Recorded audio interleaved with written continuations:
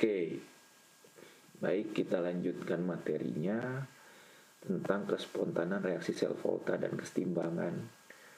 Ini juga hubungannya dari efek dari konsentrasi yang dihasilkan dari reaksi spontanan sel volta.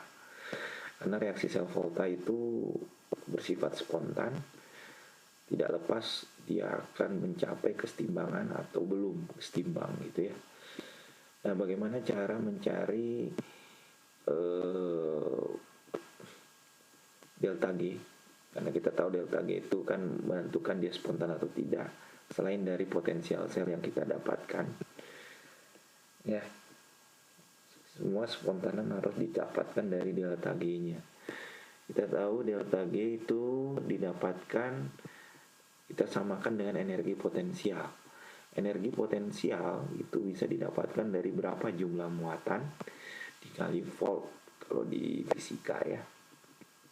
Jadi kalau delta G dia negatif, dia spontan, berarti kita diartikan delta G sama dengan min NF SL atau N itu adalah jumlah mol elektron yang terlibat, F itu adalah tetapan Faraday. Ini tetapan Faraday adalah berapa muatan satu elektron berapa, 1,6 kali 19 kalau nggak salah ya, dan dikali bilangan Avogadro. Jadi berapa muatan per molnya. Sebenarnya angka eksaknya itu 96.485, atau ada juga yang buku bilang 96.400, tapi semua 400-an. Nah, kita bulatkan tergantung nanti di tetapan yang diketahui di ujian. Faraday, tetapan Faraday itu 96.500 ya. Biasanya kita pakai 96.500. Jadi kalau ada pakainya 96485 atau 9435 ya, itu di buku atau di sumber lain ada yang pakai seperti itu. Karena exactnya ya, kan ada muatan satu elektron berapa, 1,6 berapa gitu ya. Kemudian bilangan Avogadro 6,022 berapa, memperhitungkan berapa angka di belakang komanya sehingga dapatnya lebih eksak. Kalau ini lebih ke pembulatan. Jadi Faraday itu menentukan berapa jumlah muatan per molnya tiap senyawa. Nah, delta G itu kan ada keadaan standar, ada tidak ya? Nah, masih ingat nggak keadaan standar? Tekanannya 1 atm, konsentrasinya 1 molar, potensial selnya potensial sel apa sih namanya, suhunya 25 derajat Celcius, tekanannya 1 atm, molaritasnya 1 molar. Jadi yang kamu tadi tentukan potensial sel standar itu kalau konsentrasinya 1 molar, sehingga kamu dapat delta G dalam keadaan standar ya. Jadi kalau suhunya bukan 25 derajat, kamu bukan menentukan N0 sel tapi S sel. Pak, bedanya apa? Ya beda, ini keadaan standar, ini bukan. Sehingga akan ada perhitungan lagi. Itulah yang kamu dapat di SMA adalah persamaan Nernst. Nah, coba kita lihat. Spontanan reaksi sebelum setimbang, bagaimana cari hubungan delta G-nya. Masih ingat ini di termodinamika? Delta G sama dengan delta G standar plus RT ln Q. Ya Pak, ada lagi termodinamika. Iya. Kalau ngomongin kespontanan, pasti ada hubungannya di delta G sama di termodinamika ya.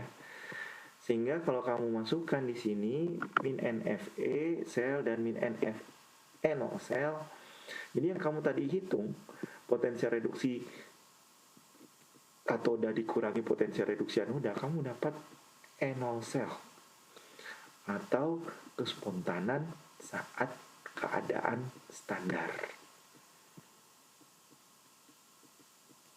Yang konsentrasinya 1 molar, tekanannya 1 atm, dan temperaturnya 25 derajat Celcius atau 298 Kelvin. Kalau bukan 298 Kelvin temperaturnya dan konsentrasinya bukan 1 molar, kamu akan dapat SL. Dan kamu dapat kespontanannya yang bukan dalam keadaan standar. Kamu akan dapat seperti ini jika saya bagi dengan min NF. Jadi saya masukkan ke sini min NF SL pada bukan keadaan standar dan saat keadaan standar. Min NF, saya bagi min NF, saya dapat seperti ini. Ini yang kamu dapat adalah persamaan Nernst SL. Jadi SL ini adalah bagian dari NO sel ini bagian dari SL. R-nya kita pakai adalah 8,314 Joule per mol Kelvin.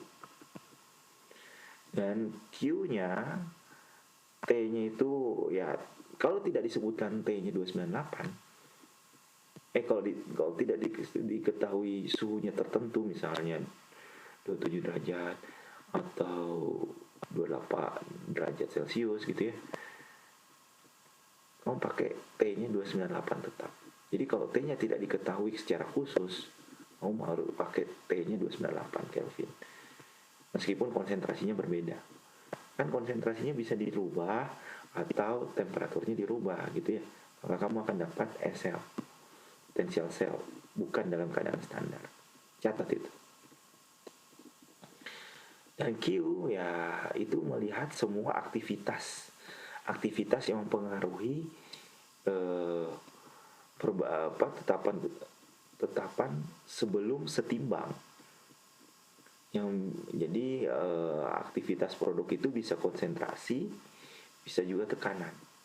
Jadi ini nggak berpengaruh lagi P, QC ya, nggak berpengaruh lagi. Jadi semuanya berpengaruh. Kalau ada gas, itu tekanannya pasti berpengaruh. Pokoknya kalau dia heterogen, kalau dia ada aqueous, masuk semua dia di produk, dimasukin semua sebagai aktivitas di produk. Ya, yang hanya dipengaruhi adalah yang aqueous dan gas ya, yang mempengaruhi harga Q ini ya. Quotient reaksi ini masih ingat kan kesetimbangan? Jadi aktivitas produk bisa tekanan, bisa konsentrasi dimasukkan semua. Kalau dia diketahui tekanannya bukan 1 atm dan bukan 1 molar konsentrasi. Begitu juga kalau ada reaktannya, dia aqueous dan gas, dia punya konsentrasi tertentu dan tekanannya berbeda. Kamu masukin semua di sini. Itu disebut aktivitas di reaktan. Dan jangan lupa semua dipangkatkan koefisien ya. Jadi Q itu bukan lagi QP, QC, tapi semuanya. Kalau ada gasnya, ada tekanannya masukkan, kalau ada konsentrasinya dimasukkan. Dan yang paling berpengaruh adalah konsentrasi dan tekanan yang bukan 1 atm dan bukan 1 molar. Sama juga dengan reaktan ya. Ya, dan delta G atau delta G standar itu kalau negatif dia spontan. Sampai sini inilah ada yang mau ditanyakan, nanti didiskusikan saja ya. Oke. Ini kalau dia sebelum setimbang. Kalau dia sudah setimbang, beda lagi. Kan ada persamaan delta G-nya untuk setimbangnya. Min RT ln K. Oke, jadi delta G dan delta G0-nya dia positif, dia tidak spontan. Ini beda arti ya. Ini kalau dia positif berarti keadaan standar, dia tidak spontan. Untuk tidak standar ya belum tentu ya. Oke. R-nya 8,314 Joule per mol Kelvin. Nah, kalau dia saat setimbang, delta G0-nya min RT ln K. Kenapa? Karena di sini kalau keadaan setimbang delta G-nya sama dengan 0 kan? Pindah ruas jadi delta G0 sama dengan min RT ln K. Q-nya jadi K kan? Kita masukkan min NF NO sel pada keadaan standar, saya bagi NF, ini ya kita dapat potensial sel standar. Jadi saat setimbang kamu bisa menentukan potensial sel standar saja, tidak bisa dengan potensial selnya. Ini foto siapa? Ini foto Faraday. Jadi kalau saya masukkan T-nya 298 Kelvin, R-nya 8,314, F-nya adalah 96500, saya akan dapat suatu konstanta. Karena kondisinya kita sudah tahu T-nya, kalau potensial sel standar dia T-nya 298, R-nya 8,314 ya. F-nya 96500. Kamu hitung ini, kamu dapat 0,0257. Jadi, kalau kamu tahu suhunya 298, suhunya tidak berubah, kamu bisa langsung ke persamaan ini. 0,0257 volt. Ln K. Nah, ada juga konversinya ke log, itu bisa. Tapi angkanya jadi 0,0592. Log K. Nanti di ujian yang diketahui adalah ini rumusnya, dan ini nggak diketahui. Ini kamu harus hafal angkanya. Kalau T-nya 298 ya 0,0257 saja pakai. Ya. Oke. Dan ini ln, ini log. Ini konversinya saja dari ln. Jadi dapat 0,0592. Dan K itu adalah semua dijumlahkan aktivitas konsentrasi dan tekanan saat produk jadi produk ya, atau konsentrasi tekanannya berapa saat setimbang dan di reaktan berapa. Itu biasanya diketahui di soal ya, kamu harus tahu. Kamu masukin di K-nya.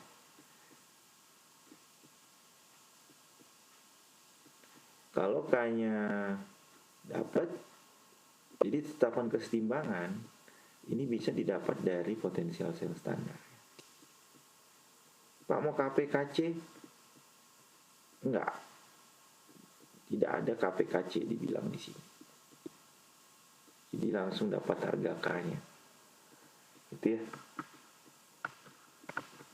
Nah, untuk pakai yang persamaan Nernst, kalau cari SL-nya, kamu bisa menggunakan 0,0257 juga per N, 0,0592 per N. Oh ya, N itu apa sih? Jumlah mol elektron yang sebelum dicoret itu loh. Jadi kalau 1 dikali 3, 1 dikali 2 kan jadi 6 elektron misalnya. Nah, N-nya itu 6. Jadi jumlah mol elektronnya total sebelum dihilangkan saat disetarakan. Jadi di sini kita dapat perbandingan hubungan antara delta G0, NO sel dan K dari sel potensial sel standar. Jadi tambah lagi pembendaharaannya, semakin spontan dia atau delta G-nya negatif, entah itu dia keadaan standar atau tidak, potensial selnya ya, semakin dia spontan, ada tegangan, berarti ada potensial selnya positif. Berarti kalau dia spontan, dia bisa bereaksi, menghasilkan tegangan, berarti K-nya lebih besar dari 1. Dia lebih cenderung di produk. Kalau dia tidak spontan atau delta G-nya positif, tidak ada potensial, tidak ada tegangan, ya, baik itu keadaan standar atau tidak, berarti dia tidak bisa bereaksi, dia tidak non-spontan atau disebut tidak spontan, berarti K-nya lebih kecil dari 1. Itu saja yang kamu tahu. Ingat, berarti reaksinya lebih cenderung di reaktan, gitu ya. Contoh soal, berapakah delta G standar pada reaksi berikut? Di sini kamu tahu N-nya berapa? 13 menjadi 0, kemudian 0 menjadi 13, berarti 3 elektron kan? N0 selnya ada, tinggal kamu masukkan 3 mol elektron, kemudian F-nya saya pakai 96485 karena di Brady biasanya pakai 96485 ya. Per 1 mol elektron kali N0 selnya, kamu dapat satuannya tetap delta G0 nya adalah joule per mol. Ini joule per molnya, kilojoule per molnya ini. Spontan. Ya, indikasinya dari potensial sel standarnya ya. Oke. Contoh soal ini.